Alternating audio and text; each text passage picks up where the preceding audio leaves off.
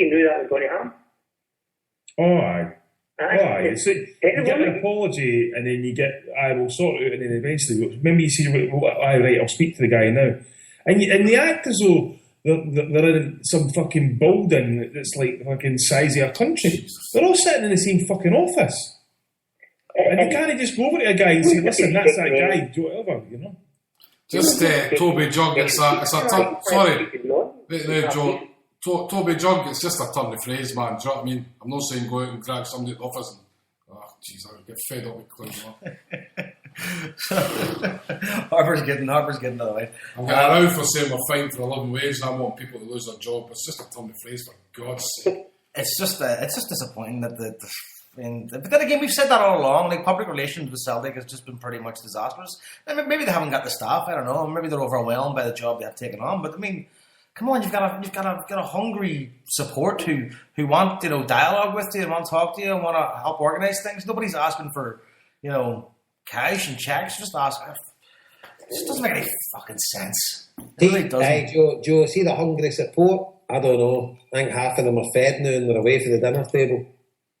Oh. I honestly do. I honestly think Celtic are on the verge of losing a generation of supporters, and I think it's really that serious. I do, because one of my pals has got season tickets since the stadium. I won't mention any names. He's got season tickets since the new stadium, and he went all the time. He was never a big guy that went away games, but he always went to the home games.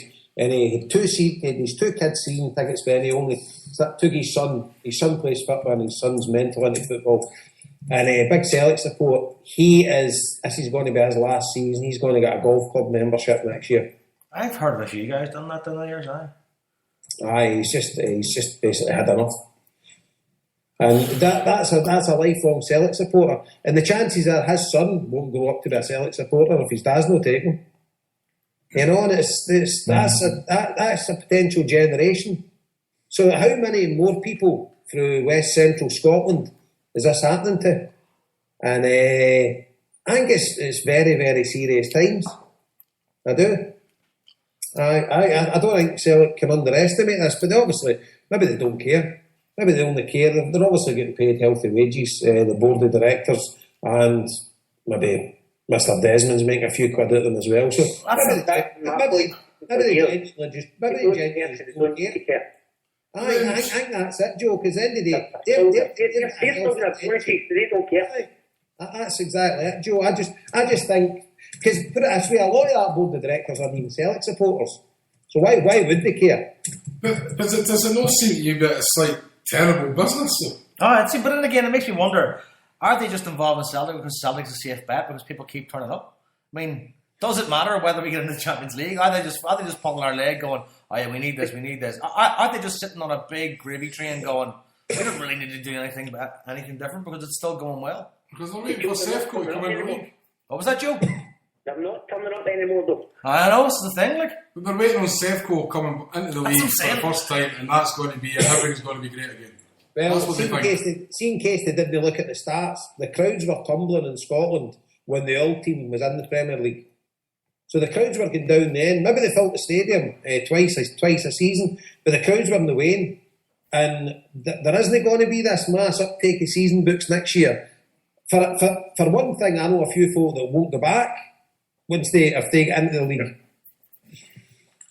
So I don't know what universe they're living in and what fans are listening to, but they need to change their tact because I think there's serious issues they need addressed here. Yeah, but again, we keep going round this merry-go-round and it just keeps getting worse. Like, well, Ed, right, we've got Joe Mackin for the Cairo, and Joe, give us some positive news. Tell us what's happening at the weekend. The weekend is absolutely going to be brilliant. Absolutely brilliant. If you're going to the game, before the game, there's going to be a group of kids coming over from Dublin. There's a lot of planning been done in this. We're trying this for certainly all this year anyway, I think. We'll get 9 different schools, kids from 9 different schools coming over. It's a lady, Julie O'Hagan, has organised the Dublin School Completion Programme. All the school principals are in it. There's a big buzz about Dublin with all these kids coming over. They've got going on a bus coming here from Dublin, so the kids are up about 4 a.m. So it's actually, your man Joe there has actually done all the Kano stuff for the Dublin end. So I must give him a big shout out for organising this. But these kids are coming over, hopefully, for the day of their life. We're going to try and make a really special for them. We're going to try and do the king for them. If it's 30 odd day, nothing for them, then we'll try and do something myself for them. So we will. If you're there before the game, we're going to meet at the top of the Celtic Way. Get a big bunch of kids going mental. Come there and say hello to them. Try and make them feel you that welcome. Because this is a big, big day for them. I'm definitely going to come in. So, Joe, you tell the listeners kind of things that you've done behind the scenes and all that. I will see. Me and Joe spoke. Joe contacted me in, must have been around July. It was the summertime, Joe.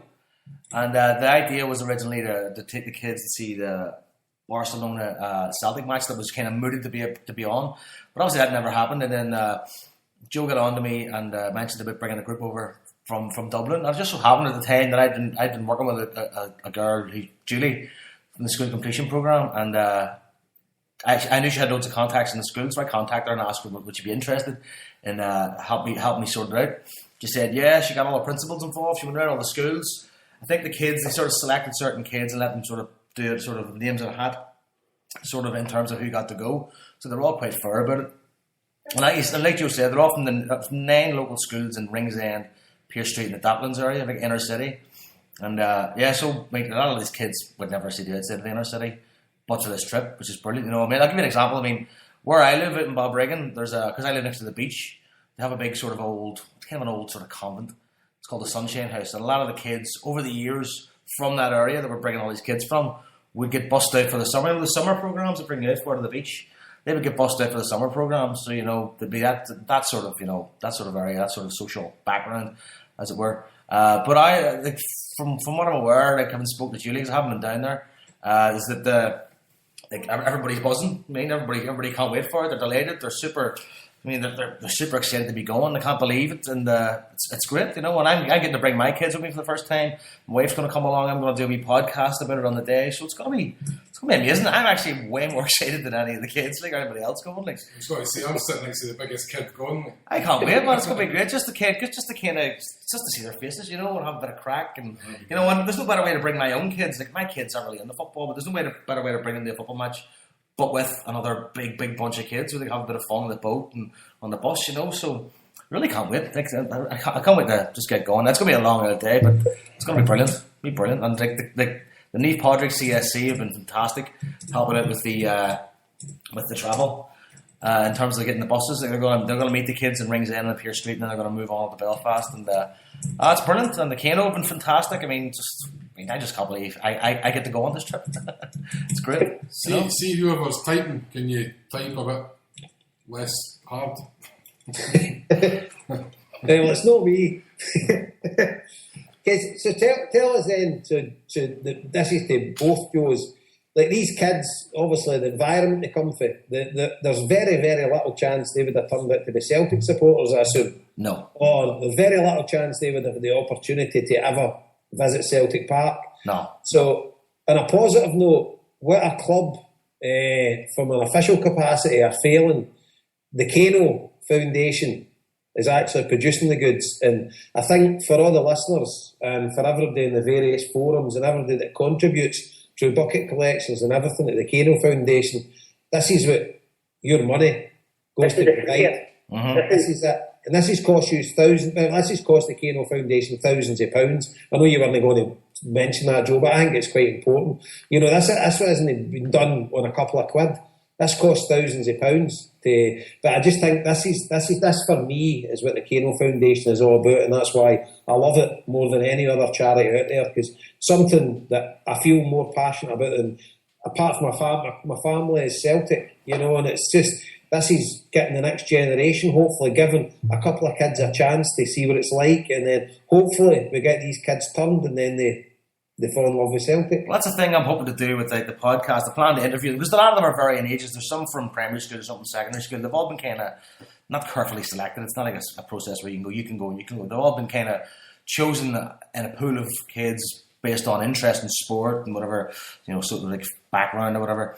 And I'm just hoping to kind of get across to them that like this is something that the fans have basically got together and supported to make this day happen for them, And anybody that puts a tenner in, anybody that goes to the Kano dinner dance, which is sold out, and anybody that supports the Kano is part of this experience. Part of this experience for me and for my kids, and for a lot of these kids, and even like I know Julie has never been to a football match, so it's just going to be great for everybody. Somebody said on Twitter, guys, apart from the living wage, what do you want the board to do? And there's someone right away. There's the Kano Foundation creating probably 80 new Celtic fans that the Celtic board are going to create. Yeah. But it's what the kids do as well. It's the full social experience they get to it. Do you know what I mean? Coming in the group and the learning experience they get for it. And I know Sunday's like a bigger example, but things like that happen every week. Your kids face Easter or whatever, do you know what I mean? Postals. They still take you to other things rather than Celtic, if you know what I mean. It's hard to explain what different groups use it for, but every group uses it for their own benefits as well. So do they. And that's the thing that we don't see, but we hear about it afterwards, and we get thank you letters in, or you're talking to the groups reapply, and they tell you how good the home day was for the last group they went. Do you know what I mean? So I'm just so excited that somebody, because it is a bigger scale, it's got the Kano, all the trustees of the Kano Foundation are all buzzing about this, because it's kind of a back to our roots and back to what we're doing. I know we're talking about this one, but we don't normally get as much exposure. We just kind of say we're taking names for the football and we get that look at it, but it's a lot more than that, honestly. And as you're talking about earlier on, Celtic don't know what they're missing. Celtic should be all over this. I know I've said this for the last 5 years, but things like this is a glaring opportunity for Celtic to jump over the carpet and do it.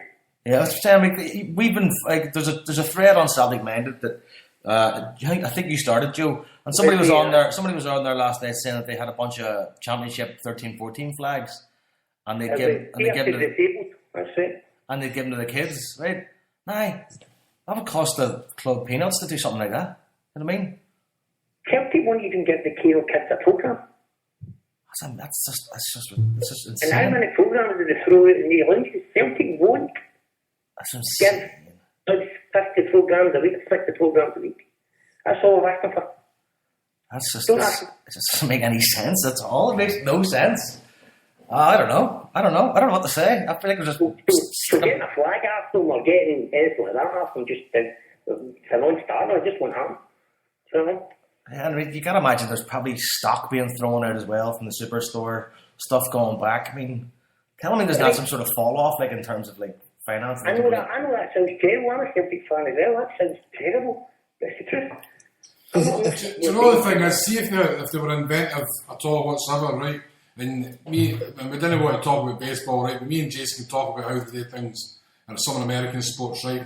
And all you got to do is get a sponsor to come along and say, look, will you sponsor X amount of t-shirts, kids t-shirts for Saturday's game? You get the Celtic badge on it, you'll get your logo on it. Do you know what I mean? And stuff like that. It's easy done.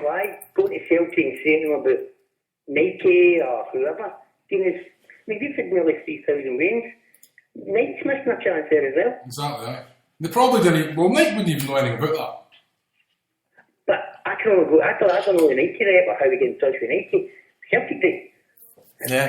But Jason, you know what I'm saying, Jason? How many businesses out there would be probably willing to go and sponsor a couple of thousand t-shirts with their logo on it, the great publicity they'd get out of it, and a kid's got a Celtic t-shirt with a Celtic badge on it. Like a sponsor the sleeve or something. Harper, we're sponsored by Nike. You just need it written into the bloody contract. You supply us with 10,000 t-shirts at various intervals throughout the season. Aye, but there's loads of things. It doesn't just have to be t-shirts. It can be models of players. It can be footballers. How much money are our board of directors making per year as a collective? It's millions. Mm-hmm. Millions of pounds. What are they achieving for our club? See, even say a 10-year period, roughly, the board of directors have been there, give or take a few that's came and gone and whatever. where Celtic were 10 years ago to where they are now, and the wages they've took out of our club, what have they achieved?